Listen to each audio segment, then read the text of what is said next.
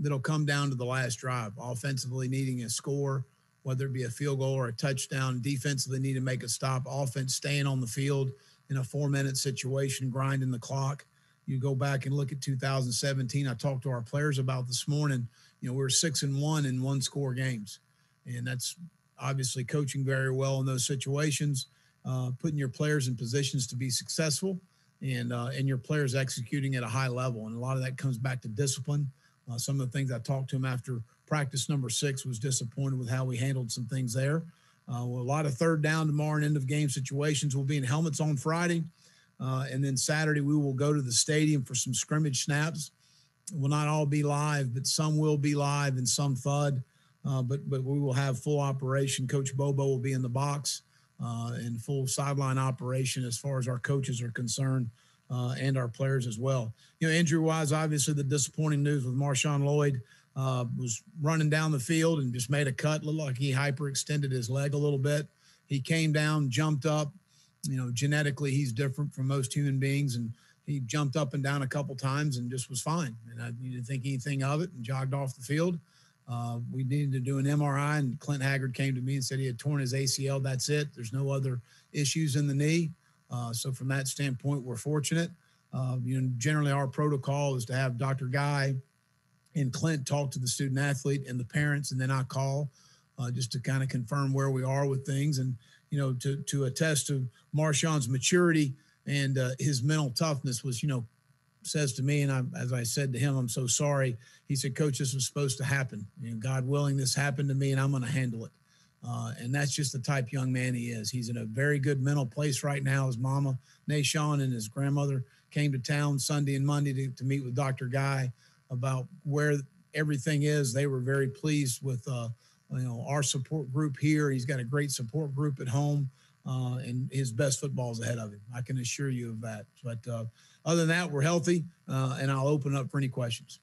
We'll use the raise your hand little feature if you would, and we'll get to you as soon as we can. David with the first one. Hey, Will, thanks for doing this. Have you had any guys, test positive for Corona? Have you had to quarantine anybody since the last time we spoke to you? Well, we tested our team. I don't know the exact date, the 17th. The 17th, and we did have one positive on our entire team, but that was throughout the entire building. We had either right under or over 300 tests, and we had one positive. So we tested again today. We'll test once a week until we get to game week, and then we'll test 3 times a week. Gene Sapakoff. Will, what would you say is your biggest concern so far, having gone through this far into practice?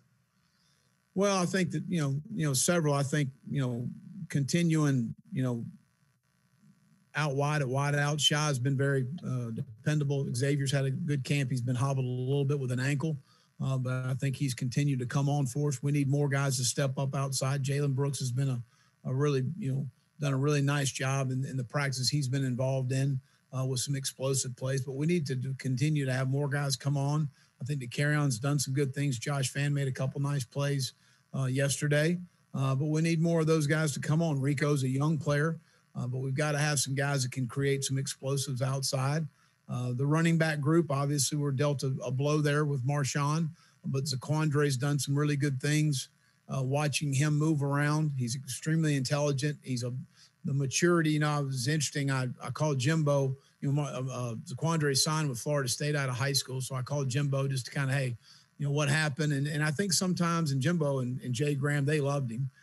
Sometimes when there is a coaching change, the coach that recruits you, the head coach is not there anymore. The head coach that recruits you is not there. The position coach is not there. And sometimes young men lose their way a little bit as far as, where I am in this process and this transition. I think that's what happened with Zaquandre. He's been great. I mean, our guys love him, and he's come in the building and works extremely hard, but been very, pleased with him. Deshaun's had some really good days. As far as our first 6 practices, Kevin Harris has done a good job, and Rashad Amos is a really talented young player. Needs to continue to come on mentally. But again, that's kind of, and I met with our leadership group this morning. I emphasized to them, this is the time of camp. You're working into that 7th, 8th, 9th practice where young players especially have a hard time continuing to burn and strain and really push themselves. And really where you lose more than anything is mentally. It's not physically. So we got to continue to push that. We need to be more consistent on the offensive line. Jazz and Turrentine, Jalen Nichols, Ja'Kai Moore, Javon Gwynn. Those guys need to be more consistent in what we're doing. Bottom line, Nick Muse has done a nice job at tight end. We still need to continue to come on at that position. I think up front defensively, Jabari has had a good camp. Kier Thomas, Zach Pickens, Rick Sanders continues to come on. Alex Huntley as a young player, been very pleased with how he's kind of handled the moment as far as those things. I think Saturday's a big day for everybody, but certainly young guys for the first time in the stadium, seeing how they perform. Aaron Sterling and JJ have played well on the edges. Brad is playing both Sam and Buck for us, and Brad I think is in the best shape he's been in since he's been here. He's playing well at the point of attack. Tonka Hemingway as a young player continues to come on. Joe Anderson. We talked about Jordan Birch a little bit. Ernest is still out at linebacker. I do think we'll get him back, around that September 7th date as far as that's concerned, which is still 3 weeks out from the first ball game, which should be plenty of time to make sure he's ready to play. Sherrod Green's been very, consistent the last 2 days, and it's been his challenge for him. Is just playing consistent football, down in, down out. Damani, I think, has done a nice job for us, continuing to build depth at the linebacker position and to play better at the safety position. We haven't played very well. You really go back, and T-Rob and I were talking last night in 2017, Chris Lamons and DJ Smith. That's the best safety play we've had since we've been here, and it's been very inconsistent to this point. We need to play better there. So a lot of concerns. Punter position, Kai has been shown a very good leg, but been inconsistent at times with some things. We're going to do some live punt on Saturday where we're going to put him under duress a little bit and got to get the ball off. Who will be our punt returner? I don't know yet. J.C. Horn's done some nice things. Jamie Robinson's done some nice things. Shy Smith. All three of those guys. Who will be our kickoff returner? We're going to get a live rep on Saturday. I don't know, where we'll go as far as that. Xavier Leggett, Shy Smith, Carrion Joyner. So, again, there's a lot of question marks in the return game, the punting game, and then some of the things that I hit on, positionally on offense and defense. Colin? Yeah, well, I guess how have you been in terms of defensively getting the ball? That's kind of the thing that you've talked about going into the game. Just how's that been the first couple of days of camp? I'm sorry, Colin. The turnovers. How pleased have you been with turnovers in camp? Yeah, well, again, that's a double-edged sword for the head coach. The defensive guys are happy about it, and I think we've done a good job the first couple of days, and then offense has done a better job of taking care of the ball the last couple of days. We did have a tip ball interception down in the red zone yesterday, which was obviously extremely disappointing offensively. We've got to do a better job of scoring touchdowns in the red zone. We're less than 50% last year, which is the worst in the Southeastern Conference, and capitalizing on our opportunities when we get there. But I think that the guys have understood more defensively about getting their hands on the ball. And I think for the most part, we've done a pretty good job, up until, last couple of days. We did have one yesterday, but that was it. Ben? Will, when you go into that kind of scrimmage situation, what are you looking for first from a team overall standpoint, and then especially from kind of the quarterback position? Well, I think as much as anything, just procedurally, offensively functioning without issues, self-inflicted wounds, offsides, substitution issues, getting the correct call in the huddle. If we're on the line of scrimmage, the communication details that you got to have offensively, and playing a clean game. Obviously, would you like to have some explosive plays? Absolutely. Would you like to score a lot of points? Absolutely. But I think in the first scrimmage with the coaches totally off the field, that's point 1 and 2, and then the rest you want to have follow. We need to be an explosive offense. Defensively, I would say a lot of the same, the communication issues to make sure there's not a lot of self-inflicted problems because of lack of communication, because of lack of substitution, because of lack of awareness of down and distance. You want to be able to tackle well in situation. We've worked on a lot of tackling drills. We haven't necessarily applied them in a game situation. So there will be some live tackling on Saturday. Those are always important. But I would say, just starting out, that's what you're looking for. And then you got to obviously go from there. You got to have some guys create some explosive plays offensively, some guys get their hands on the ball defensively. And again, like I said before, it's a double-edged sword for me. There's part of it that you're excited about, and there's part of it you're going to be really disappointed about as you leave the scrimmage. So, those are all things that I think as you evenly approach things. I think we've made more explosive plays in 6 practices than we have around here in a long time. Vertically down the field, Mike does a really good job of creating some issues for you defensively. That you're going to create some one-on-ones, and we got to go win our one-on-one matchups down the field, whether that's on offense as a receiver, that's on defense as a defensive back. Eric Boynton. Yeah, Coach, could you just address kind of what it says about Colin Hill's mental and physical toughness, just his passion for the game, that he has his degree. He certainly could have walked away from football after 3 ACLs. He's still out here trying to compete and wants to play the game more than ever. Well, in the short time I've gotten to know Colin, and I know him a little bit in high school when we first got here. We tried to recruit him, and he was loyal to Mike in Colorado State. But, he's a competitive, tough guy. He obviously has a little bit of a leg up from the standpoint of understanding the system, the terminology, what Mike expects from the quarterback position. And so from that standpoint, but he is a very competitive, tough guy. And I was standing with Nick Muse the other day, and he said, it's one thing coming off 1 ACL. I can't imagine 3. And that says a lot about his toughness as far as that's concerned. But I've really enjoyed having Colin here and what he brings to our program and what he brings to our locker room, what he brings to the quarterback room. I think he's been very good for Ryan. And I think Ryan's done a really good job of continuing to learn all the different things, because Mike puts a lot on the quarterback, and he's very demanding of that position. Josh. Even being a new guy, does Colin immediately want to command a little bit more respect from his teammates in the locker room and on the field, just because when they know his story and what he's been through?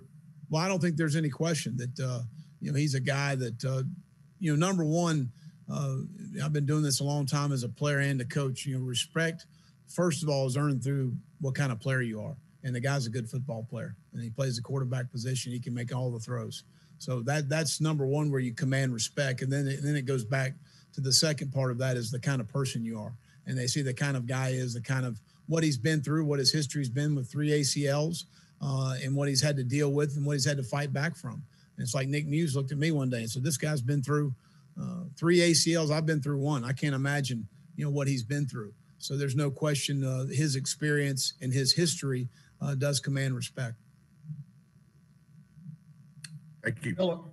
Will, are you still rotating Colin and Ryan on a daily basis with the ones? Yeah, they're getting even reps. One reps with the first group one day, the other one does it the next day. And Have you seen any daylight in that competition? Not at this time. I think Saturday would be good to get off the field and let them go out and administer the offense and run the offense, and we'll go from there. Is there a timeline for where the rotation has to stop and you have to have one guy getting the bulk of the snaps? Well, obviously there will be at some point. Mike and I haven't talked about that, but again, with the situation that we're going into, we need to be very fluid in what we're doing, and everybody needs to be ready to go. Thank you. Colin. Well, I guess the NCAA came out and said that players get another year of eligibility. I'm just curious kind of how that impacts roster construction, additions maybe in the recruiting class. How do you kind of go about that and building a roster, knowing that you could potentially have every guy on this team back next year? Well, I think, Colin, what we first did was I had George Wynn call Chance Miller, who's assistant athletic director, but also was in compliance, to come to our players and explain exactly the verbiage of the ruling from the NCAA, which in essence says, if you're a freshman now and you play in 10 games, 12 games, 15 games, 18 games, whatever you play in, you're going to be a freshman. Your clock is not going to be affected as far as that. If you're a senior, you're going to be a senior next year. So nothing will be affected as far as your clock is concerned. And I think our guys understood that. I think it's a great ruling from the NCAA because of all the uncertainty about where things are and who is playing and who's not playing. Parker White's already told me he's putting his name on the stadium. He said, Elliott Fry needs to get ready. It's coming on. So I think Parker plans on being here for a couple of years. Some of them have expressed to me, depending on how this year goes, how this fall, how I play, I'd love to come back, and I'd love to have them all back. So I think you got some guys that are graduating and some guys that have graduated that want to work on a second degree, that want to work on a master's degree. That's been expressed to me with several guys. But again, that's all, will be handled down the line. What we haven't discussed and what ruling has not happened is, how do we count the scholarships moving forward? I would assume that we will do something very similar to what they did with the spring sports to discount the senior class and count your 85 minus your senior class. So I'm assuming that will happen, Colin, but that decision has not been made yet. David? Will, have you heard anything about Jalen Brooks' waiver? Everybody's complimentary about him in practice, but have you heard anything if he can play this year?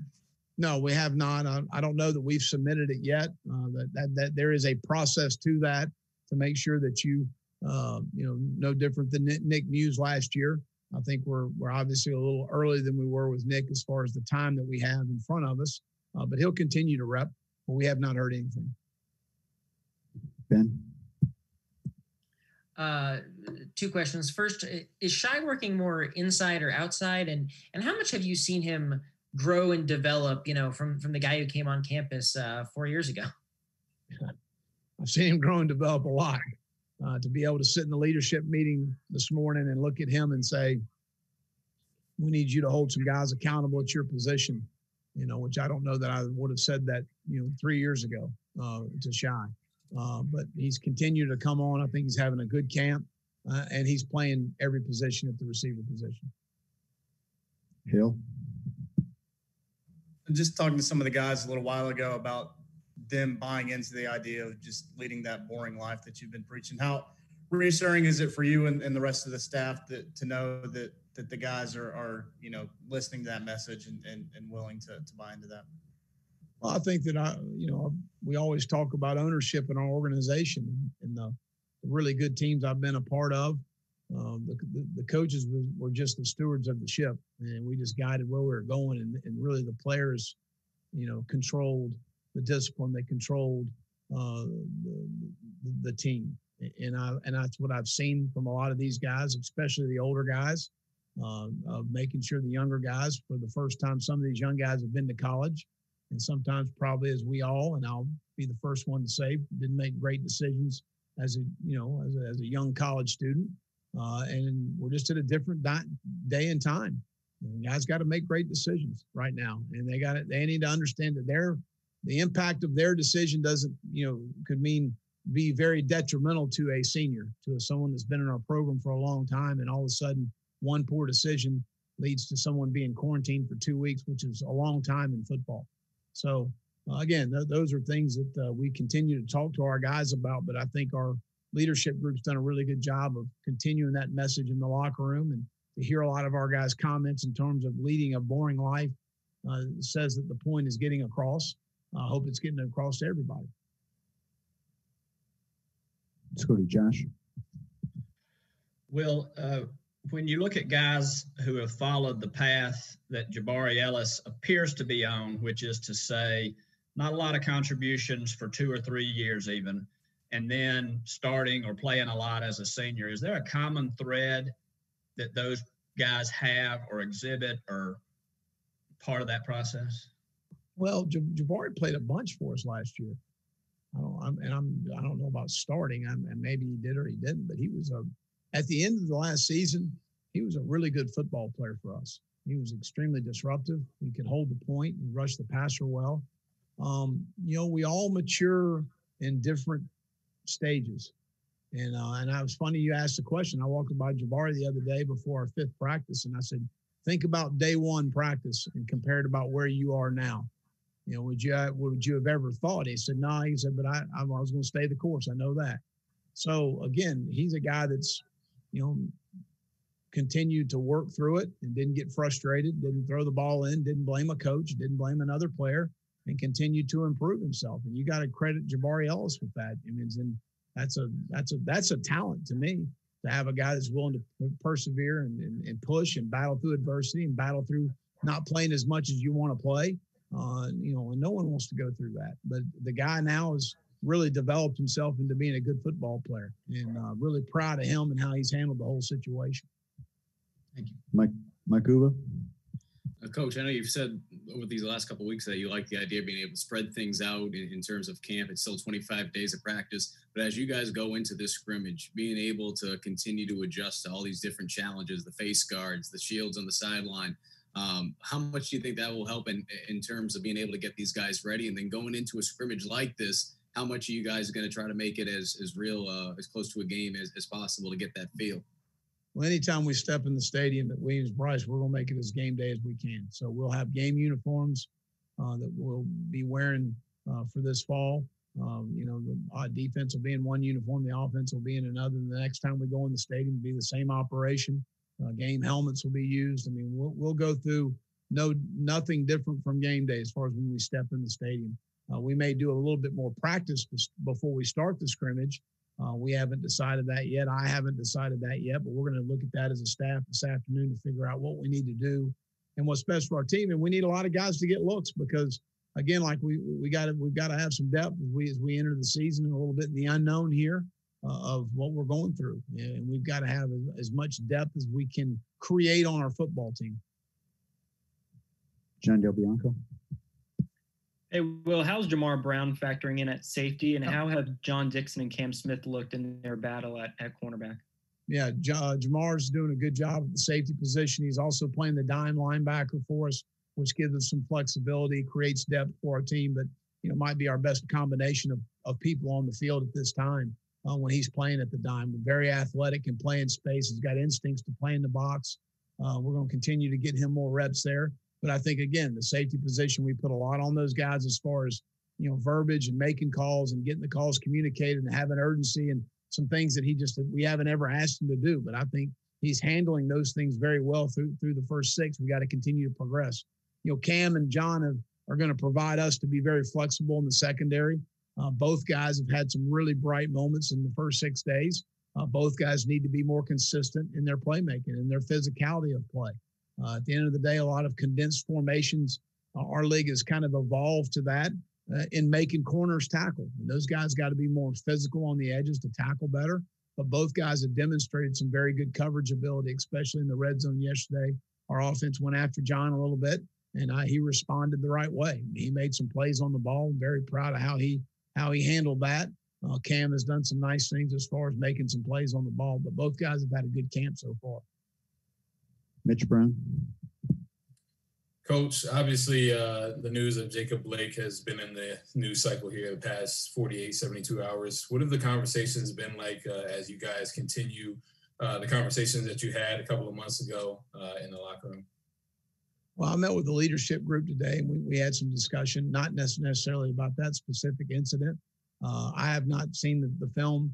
I haven't seen any footage of it. My wife, I think it was 2 nights ago, I came home and she told me the horrific situation there in Wisconsin and what had happened.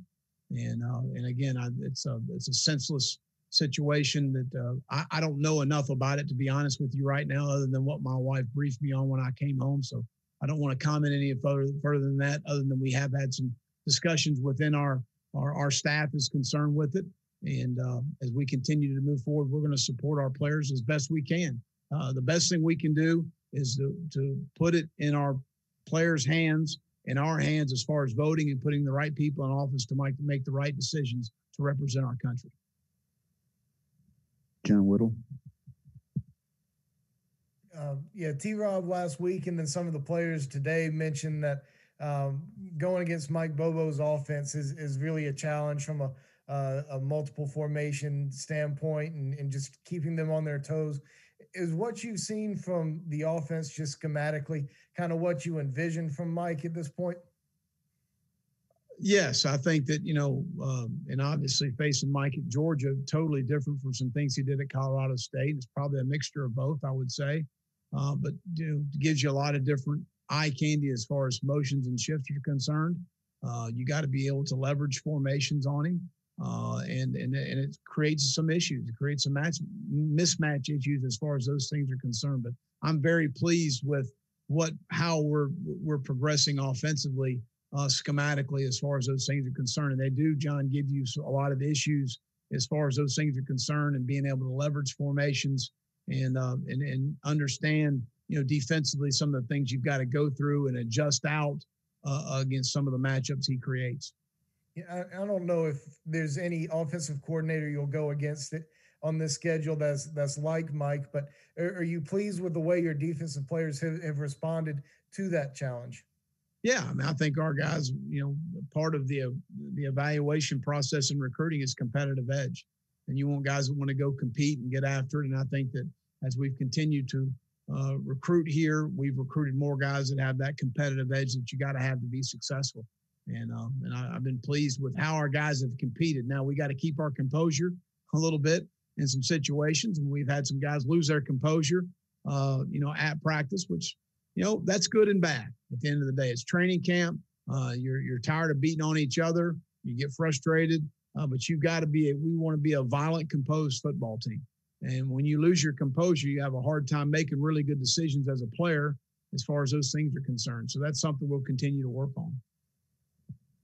Colin? Well, kind of two questions. In terms of players opting out, have you had any more? And I guess what's the process, say, if Jordan Rhodes or Mark Fox says they want to come back? How does that process work? And what have you seen from Luke Doty during practice? And do you envision a package of some sort for him now that there's no real, I guess, redshirt rule this year? Going back to the opt-out, I mean, those are conversations that will stay between us. And to my knowledge, if a player decides to come back, he can at any time. And certainly either one of those players would be more than welcome to come back. But I certainly respect and understand their decision. Make sure we're clear on that. As far as Luke was concerned, we've never had any discussion about redshirting. He was going to play. And Mike has been extremely pleased with his progression at the quarterback position, as well as at the receiver position. Again, we've said it before. He's one of the best athletes on our team, and we need to find ways to get him on the field. He's got a great competitive edge. He practices really hard. He runs 4.4. And he throws the ball extremely well. So y'all can keep talking about Wildcat and all that. That's good. Let's let all the defensive coordinators think we're going to be in a Wildcat formation when he's back there, because he can throw the ball extremely well too. Ben Briner. Well, one of your guys mentioned George Wynn kind of describing the situation that you guys are trying to put players in as being in a bubble. Is that a word you use, and is that kind of a situation, a mindset you're sort of trying to imprint on the guys, or not really? Well, George has done he and Clint Haggard have both been really good at the protocols that we have in place. And it's amazing the people around the country that are calling them to find out what we're doing. You got to credit George and Clint in all situations. But that's something that we've kind of referred to our guys about, and we can't necessarily put you in a bubble, but you need to approach your life that way. You need to be at your 650 Lincoln, only around people not around any strangers, no exposure to the unknown. You need to be in our building. We're feeding you all the food as far as those things are concerned, and as we continue to say, lead a very boring life. That is what we refer to as the bubble. And if you're not putting yourself with exposure to the unknown, we feel like we can be pretty successful, battling this virus. Mike Gillespie. Unmute yourself.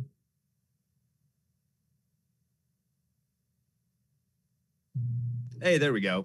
So to that end, Coach, just wondering, on game days, for a player, how different will it look and feel? And how are you guys kind of trying to mitigate, like contact between other players on game days? And I guess from a fan perspective too, how different will it look? Do you guys plan on spacing out the players a little bit more on game days, or is it too early to kind of have those conversations?